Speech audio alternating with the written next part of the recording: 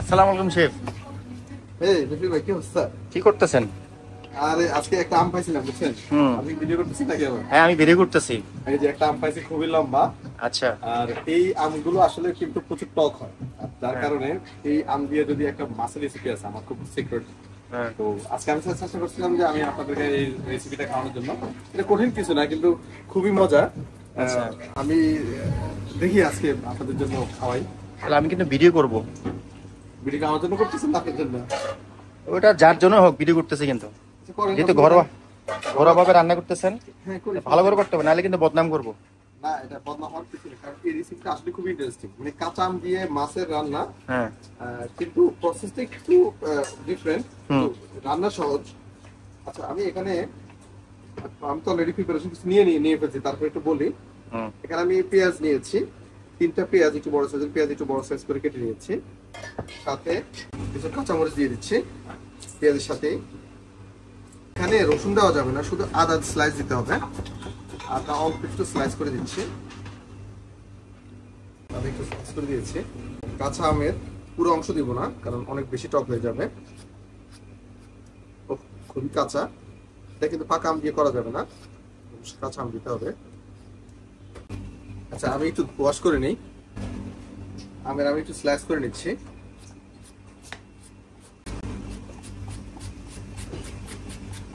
আমের ভিতরে যে বাড়া তো নাই, ইন্টারেস্টিং না? যদি আমি টক খাইতে পারি না,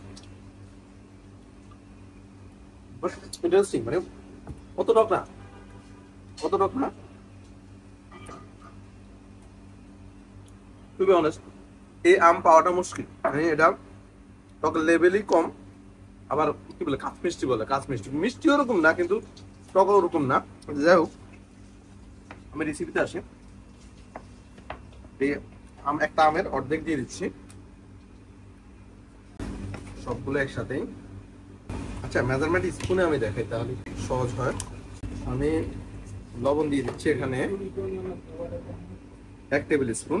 আর এটা হচ্ছে আমার সেই মাছের মশলা।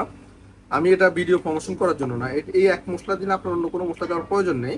তো রান্না যেহেতু সহজ করার টার্গেট আমার, এর জন্য আপনাদের জন্য এই মশলাটা আসলে অ্যারেঞ্জ করা। মশলা দিচ্ছি আমি 2 টেবিল স্পুন। এখানে আর অন্য কোনো হলুদ, জিরা, ধনিয়া কোনো কিছু দেওয়ার দরকার নাই।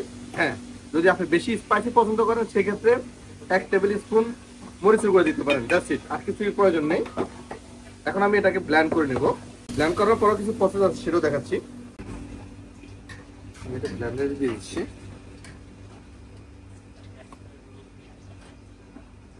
দেখেন, সময় কিন্তু বেশি লাগে নাই, ম্যাক্সিমাম 4-5 মিনিট সময় এখানে। তারপর আমি জাস্ট বাটিটা ধুয়ে এখানে পানি দিয়ে দিচ্ছি 1 কাপের মতো। পানি কম বেশি করে দিতে পারেন, পানি আর একটু লাগবে।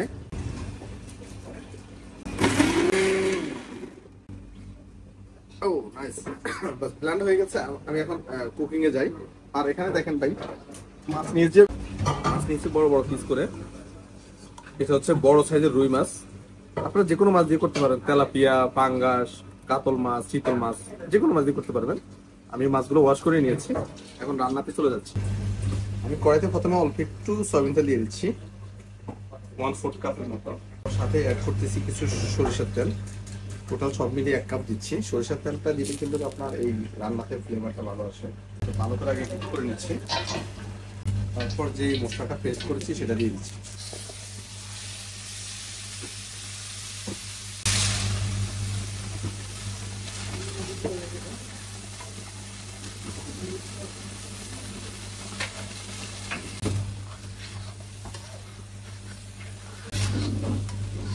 আপনার এই মশলাটা কিন্তু 3-4 মিনিট ভালো করে ভুনতে হবে, তাহলে আপনার কাঁচা যে পেঁয়াজ প্লাস হচ্ছে কাঁচা আম, সেটার একটা গন্ধ আসছে, সেই গন্ধটা ভালো লাগবে।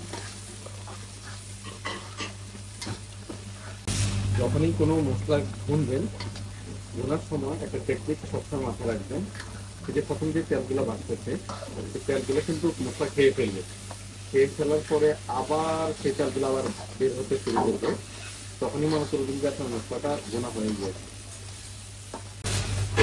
এই যে দেখেন, অলরেডি মশলা কিন্তু তেল খেয়ে ফেলতে হবে। তেল কেমন দেখা যাচ্ছে না, সেই তেলগুলো আবার বাইর হওয়া শুরু হবে।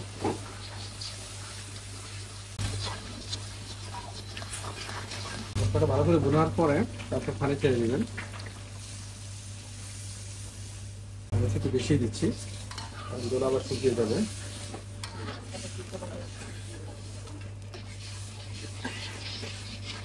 তারপর খুব সুন্দরভাবে মাছগুলো ঢেলে দিচ্ছি।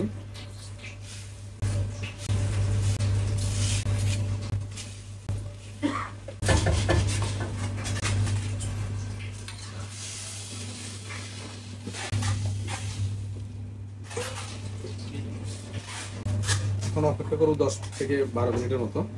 গ্রেভিটা একেবারে শুকিয়ে যাবে, নিচে হালকা একটু পোড়া পোড়া ভাব লাগবে। তারপর আমি মাছগুলো তুলে দেখাচ্ছি কেমন হয়েছে। রান্নাটা হয়ে গেছে অলরেডি, আমি একটু ঝোলটা দেখাই।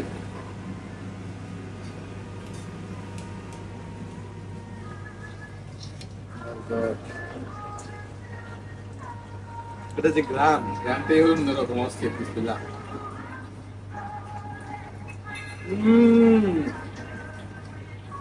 আমার আর খিদে সহ্য হচ্ছে না, মাছ খাইতে হবে আগে। আমার জন্য দোয়া করবেন, আমি যাতে আপনাদেরকে সুন্দর সুন্দর রেসিপি উপহার দিতে পারি। আল্লাহ হাফেজ।